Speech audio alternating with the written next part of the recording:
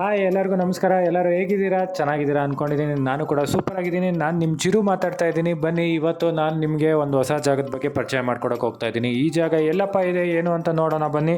ಈ ಜಾಗ ಸುಮಾರು ಬೆಂಗಳೂರಿಂದ ಒಂದು 70 ಕಿಲೋಮೀಟರ್ ದೂರ ಇದೆ. ಹಾಗೆ ಕೋಲಾರಿಂದ 22 ಕಿಲೋಮೀಟರ್ ದೂರ ಇದೆ. ಹಾಗೆ ವೇಮಗಲ್ಲಿಂದ ಜಸ್ಟ್ 7 ಕಿಲೋಮೀಟರ್ ದೂರ ಇದೆ. ಆ ಊರೇ ಯಾವುದು ಗೊತ್ತಾ? ಸೀತಿ ಅನ್ನೋ ಊರು.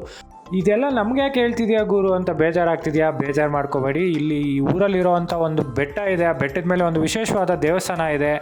ಆ ದೇವಸ್ಥಾನದ ಇತಿಹಾಸ ಏನು, ಅಲ್ಲಿನ ಆಚರಣೆಗಳೇನು ಅನ್ನೋದನ್ನ ಒಂದು ಸಣ್ಣದಾಗಿ ನಾನು ತಿಳ್ಕೊಂಡಿರೋಷ್ಟು ಮಟ್ಟಿಗೆ ನಿಮಗೆ ತಿಳಿಸ್ಕೊಡ್ಬೇಕು ಅನ್ನೋದೇ ನನ್ನ ಆಸೆ. ಇಲ್ಲಿನ ಪುರಾಣ ಕಥೆ ಏನು ಅಂತ ನೋಡೋದಾದರೆ, ಒಬ್ಬ ಭಸ್ಮಾಸುರ ಅನ್ನೋ ಒಬ್ಬ ರಾಕ್ಷಸ ಇರ್ತಾನೆ.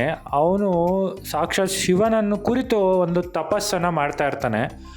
ಆ ತಪಸ್ಸಿಗೆ ಒಲಿದು ಶಿವ ವರ ಕೇಳ್ತಾರೆ, ನಿನಗೆ ಏನು ವರ ಬೇಕು ಕೇಳು ಅಂತ. ಅದಕ್ಕೆ ಅವನು ಯಾವ ವರ ಕೇಳ್ತಾನೆ ಅಂದರೆ, ನಾನು ಯಾರ ತಲೆ ಮೇಲೆ ಕೈ ಇಟ್ಟರೆ ಅವರು ಭಸ್ಮ ಆಗಬೇಕು ಅನ್ನೋ ಒಂದು ವರ ಕೇಳ್ತಾನೆ. ನಮ್ಮ ಶಿವ ಗೊತ್ತಲ್ವಾ, ತಥಾಸ್ತು ಅಂದ್ಬಿಡ್ತಾರೆ. ಅವನು ವರ ಕೊಡ್ತಾನೆ.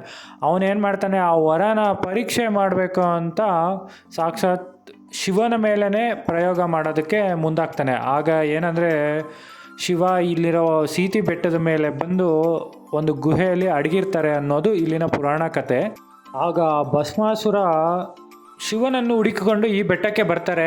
ಬರಬೇಕಾದ್ರೆ ಅಲ್ಲೊಬ್ಬರು ರೈತರು ಇರ್ತಾರೆ. ಆ ರೈತರನ್ನ ಅವನು ಕೇಳ್ತಾನೆ, ಇಲ್ಲಿ ಶಿವ ಈ ಕಡೆ ಬಂದರು ಎಲ್ಲೋದ್ರು ಅಂದಾಗ ಅವ್ರೇನಂದರೆ ತನ್ನ ಬೆರಳಿನಿಂದ ಈ ಬೆಟ್ಟದ ಕಡೆ ತೋರಿಸ್ಬಿಡ್ತಾರೆ ಅವರು. ಹಾಗಾಗಿ ಭಸ್ಮಾಸುರ ಈ ಬೆಟ್ಟದ ಹತ್ರಕ್ಕೆ ಬರ್ತಾನೆ.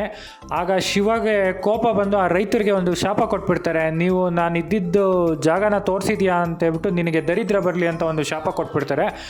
ಆಗ ರೈತ ಈ ಥರ ಆಗ್ಬಿಡ್ತಲ್ಲಪ್ಪ ಅಂತ ಚಿಂತೆ ಮಾಡ್ತಾ ಭೈರವೇಶ್ವರ ಸ್ವಾಮಿ ಹತ್ರ ಹೋಗಿ ಕೇಳ್ಕೊತಾರಂತೆ, ಸ್ವಾಮಿ ನಮಗೆ ಈ ಥರ ಶಾಪ ಆಗಿಬಿಟ್ಟಿದೆ, ನಾವು ಇದರಿಂದ ಪರಿಹಾರ ಏನು ಅಂತ ಕೇಳಿದಾಗ ಆಗ ಭೈರವೇಶ್ವರ ಸ್ವಾಮಿ ಆ ರೈತನಿಗೆ ಒಂದು ಸಲಹೆಯನ್ನು ನೀಡ್ತಾರೆ. ಏನಂದರೆ, ಅವರ ಬೆರಳನ್ನು ಶಿವನಿಗೆ ಅರ್ಪಿಸಿ ಅವರ ಕೋಪವನ್ನು ಕಡಿಮೆ ಮಾಡಿ ಅಂತ.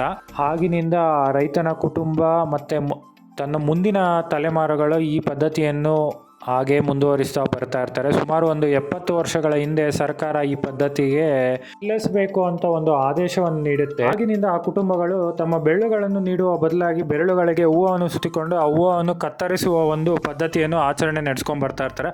ಯಾರೆಲ್ಲ ಆಚರಣೆ ಮಾಡ್ತಾ ಇರ್ತಾರೋ ಅವ್ರನ್ನೆಲ್ಲ ಈಗಲೂ ಕೂಡ ಬೆರಳು ಕೊಡುವ ಒಕ್ಕಲಿಗರು ಅಂತಾನೆ ಕರೀತಾರೆ ಆ ಕುಟುಂಬಗಳಿಗೆ. ಇಲ್ಲಿ ನಾವು ಯಾವ್ಯಾವ ದೇವರನ್ನ ನೋಡ್ಬೋದಾದ್ರೆ, ಶಿವ, ಪಾರ್ವತಿ, ಭೈರವೇಶ್ವರ ಸ್ವಾಮಿ ಹಾಗೆ ಗಣೇಶನ ವಿಗ್ರಹಗಳು ಈ ದೇವಸ್ಥಾನದಲ್ಲಿ ನಾವು ನೋಡ್ಬೋದು. ಇಲ್ಲಿ ಶಿವನನ್ನ ಪತೇಶ್ವರ ಸ್ವಾಮಿ ಅಂತ ಪೂಜಿಸಲಾಗುತ್ತದೆ. ಹಾಗೆ ದೇವಸ್ಥಾನದ ಚಾವಣಿ ತುಂಬಾ ಸುಂದರವಾಗಿ ಕೆತ್ತನೆ ಮಾಡಲಾಗಿದೆ. ನೀವು ಕೂಡ ನೋಡಿ ಖುಷಿ ಪಡಿ ಅಂತ ಹೇಳ್ತಾ ಈ ದೃಶ್ಯವನ್ನು ನಿಮಗಾಗಿ.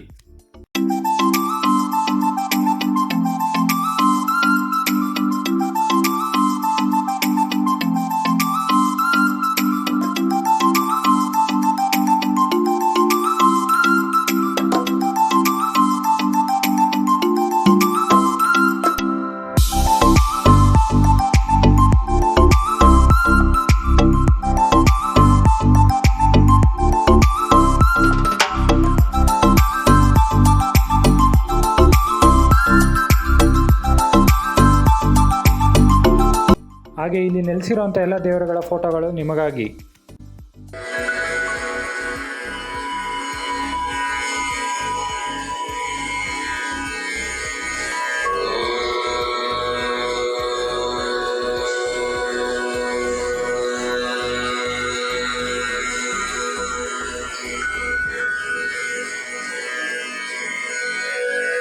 ಹಾಗೆ ಇಲ್ಲಿ ನೀವು ದೇವರ ವಿಗ್ರಹದ ಹಿಂದೆ ಒಂದು ದೊಡ್ಡ ಬಂಡೆಯನ್ನು ಗಮನಿಸ್ಬೋದು. ಆ ಬಂಡೆಯ ಕಲ್ಲಿನ ಮೇಲೆ ಒಂದು ಶಾಸನ ಕೂಡ ಬರೆಯಲಾಗಿದೆ. ಆ ಶಾಸನದಲ್ಲೇ ಇದೊಂದು ಸುಮಾರು ವರ್ಷಗಳ ಹಿಂದೆ ಈ ಥರ ಬೆರಳು ಕೊಡುವ ಇಲ್ಲಿ ಪದ್ಧತಿ ಇತ್ತು ಅನ್ನೋದನ್ನು ಈ ಶಾಸನಗಳ ಮುಖಾಂತರನೇ ಹೇಳಲಾಗಿದೆ.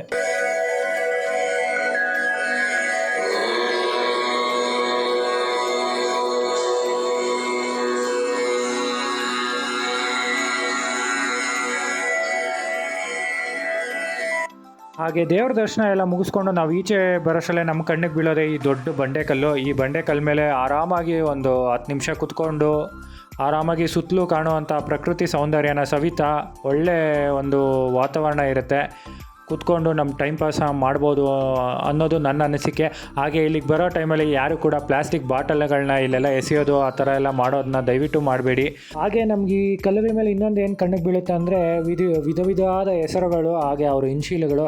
ಅದು ಯಾಕೆ ಹಿಂಗೆಲ್ಲ ಮಾಡ್ತಾರೋ ನಮಗಂತೂ ಗೊತ್ತಿಲ್ಲ. ದಯವಿಟ್ಟು ಈ ಥರ ಎಲ್ಲ ಬಂದಾಗ ಆ ಥರ ಎಲ್ಲ ಮಾಡೋಕ್ಕೆ ಹೋಗ್ಬೇಡಿ, ಅದು ನಿಜವಾಗ್ಲೂ ಚೆನ್ನಾಗಿ ಕಾಣಿಸಲ್ಲ ಅನ್ನೋದು ನಮ್ಮ ಅಭಿಪ್ರಾಯ.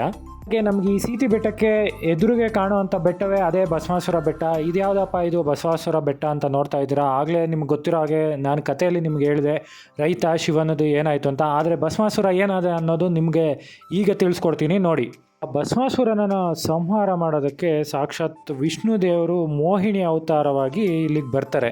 ಮೋಹಿನಿ ಅವತಾರವಾಗಿ ಬಂದು ಆ ಭಸ್ಮಾಸುರನನ್ನು ತಮ್ಮ ಕಡೆ ಮೋಹಿಸಿಕೊಂಡು ಅವನನ್ನು ಈ ಮೋಹಿನಿ ಜೊತೆ ನಾಟ್ಯ ಮಾಡೋ ಥರ ಅವನನ್ನು ಪ್ರೇರೇಪಣೆ ಮಾಡ್ತಾರೆ. ಆಗ ನಾಟ್ಯ ಮಾಡುವ ಸಂದರ್ಭದಲ್ಲಿ ಅವನ ಕೈಯನ್ನು ಅವನ ತಲೆ ಮೇಲೇ ಇಡಿಸಿ ಅವನ್ನ ಭಸ್ಮ ಆಗಿ ಮಾಡ್ತಾರೆ.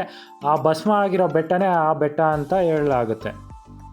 ಇದಿಷ್ಟು ಈ ದೇವಸ್ಥಾನದ ಕತೆ. ಆದರೆ ಈ ದೇವಸ್ಥಾನ ಬರೋದಕ್ಕೆ 2 ಮಾರ್ಗಗಳಿವೆ ಈ ಬೆಟ್ಟನ ಹತ್ತೋದಕ್ಕೆ. ಒಂದು ಬಂದು ರೋಡಿನ ಮಾರ್ಗ, ರೋಡಿಂದ ಆರಾಮಾಗಿ ಕಾರ್ ಬೈಕ್ ಯಾವುದೇ ರೀತಿಯಾಗಿ ಆರಾಮಾಗಿ ಬೆಟ್ಟ ಹತ್ಬೋದು. ಹಾಗೆ ಇಲ್ಲ ನಾವು ನಡ್ಕೊಂಡು ಹತ್ತೀವಿ ಅಂತಂದರೆ ಈ ರೀತಿಯಾಗಿ ಒಂದು ಕಲ್ಲಿನ ಮೆಟ್ಲುಗಳಿರ್ತವೆ, ಸುಮಾರು ಒಂದು 600ರಿಂದ 700 ಮೆಟ್ಲು ಇರ್ಬೋದು. ಆರಾಮಾಗಿ ಹತ್ತಿ ಬಂದು ದೇವರ ದರ್ಶನ ಮಾಡ್ಬೋದು ಅಂತ ನಾನು ಹೇಳ್ತೀನಿ. ಖಂಡಿತ ನಿಮ್ಮ ವೀಕೆಂಡ್ಗಳಲ್ಲಿ ಈ ದೇವಸ್ಥಾನಕ್ಕೆ ಮಿಸ್ ಮಾಡದೆ ನಿಮ್ಮ ಫ್ಯಾಮಿಲಿ ಜೊತೆ ಬನ್ನಿ, ನಿಮಗೆ ತುಂಬಾ ಸಂತೋಷ ಆಗುತ್ತೆ ಅಂತ ಹೇಳ್ತಾ ನಾನು ಈ ವಿಡಿಯೋನ ಮುಗಿಸ್ತಾ ಇದ್ದೀನಿ. ಖಂಡಿತ ನಿಮಗೂ ಯಾರಾದರೂ ಬೆರಳು ಕೊಡೋ ಒಕ್ಕಲಿಗರು ಗೊತ್ತಿದ್ದರೆ ಅವ್ರಿಗೂ ಕೂಡ ಈ ವಿಡಿಯೋನ ಶೇರ್ ಮಾಡಿ. ಹಾಗೆ ಈ ವಿಡಿಯೋ ನಿಮ್ಗೆ ಇಷ್ಟ ಆಗಿದ್ರೆ ದಯವಿಟ್ಟು ಲೈಕ್ ಮಾಡಿ. ಹಾಗೆ ಇನ್ನೂ ನನ್ನ ಚಾನಲ್ನ ಯಾರೆಲ್ಲ ಸಬ್ಸ್ಕ್ರೈಬ್ ಆಗ್ದಿರಾ ನೋಡ್ತಾ ಇದ್ದೀರಾ ದಯವಿಟ್ಟು ಸಬ್ಸ್ಕ್ರೈಬ್ ಆಗಿ. ಇನ್ನೂ ಸಾಕಷ್ಟು ಜಾಗಗಳನ್ನು ನಿಮಗೆ ಪರಿಚಯ ಮಾಡ್ಕೊಡೋಕ್ಕೆ ನಾನು ಪ್ರಯತ್ನ ಪಡ್ತೀನಿ.